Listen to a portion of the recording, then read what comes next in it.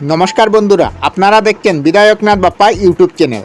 আর আমি বিধায়কনাথ আপনাদের সাথে। গ্রহণের সময় কিছু কাজ কিন্তু আপনাদেরকে করা উচিত, না হলে সমস্যায় পড়বেন।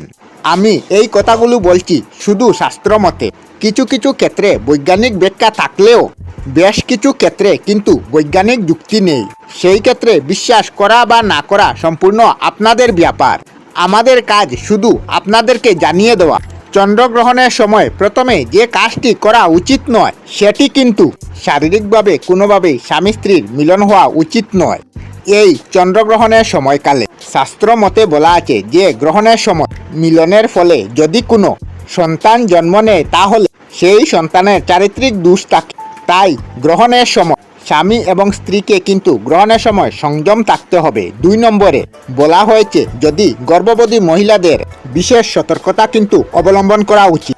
বলা হয় ওই সময় কিন্তু গর্ভবতী মহিলাদের একদমই বাইরে যাওয়া উচিত নয়। এর কারণ হিসাবে বলা হয় যে গ্রহণ চলাকালীন ক্ষতিকারক কিছু তরঙ্গ সক্রিয় হয়ে উঠে যায়, ফলে গর্ভস্থ সন্তানের কিন্তু ক্ষতি হতে পারে।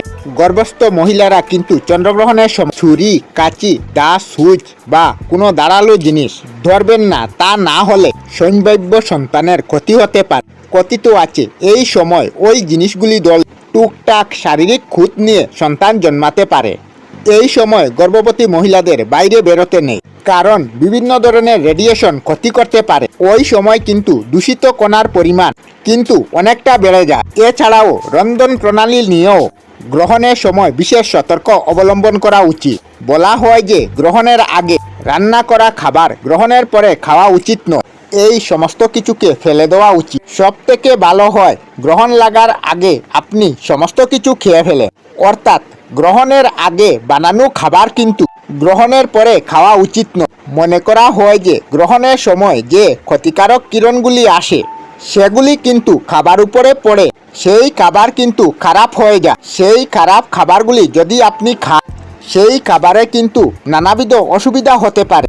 এছাড়া শাস্ত্র মতে গ্রহণের সময় শরীরে তেল মাখানো বা মালিশ করা একবারে উচিত নয়। মনে করা হয় এই সময় তেল মালিশ করলে আপনার ত্বকে কিন্তু ক্ষতি হতে পারে। এছাড়াও কিন্তু গ্রহণের সময় জলপান করা উচিত নয়।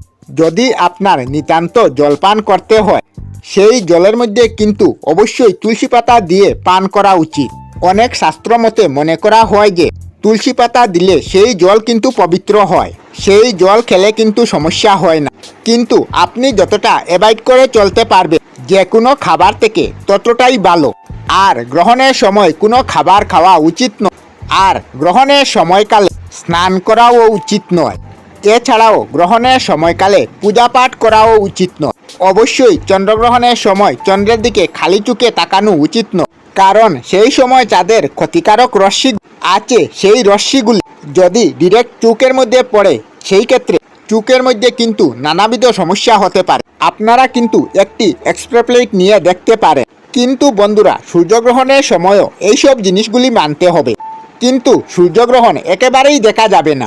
আমরা আমাদের চ্যানেলে সব ধরনের ভিডিও আপলোড করি, যেমন ব্লগ, নিউজ, কুকিং ভিডিও, ধার্মিক আলোচনা ইত্যাদি। যদি আপনারা এই ধরনের ভিডিও দেখতে পছন্দ করেন, তাহলে এই চ্যানেলটি নিশ্চয়ই সাবস্ক্রাইব করবেন। আমি আপনাদের সাথে বিধায়কনাথ আজকের মতো বিদায় নিলাম। আর ভিডিওটি ভালো লাগে লাইক, শেয়ার ও কমেন্ট করবেন। ভিডিওটি সম্পূর্ণ দেখার জন্য অশেষ ধন্যবাদ।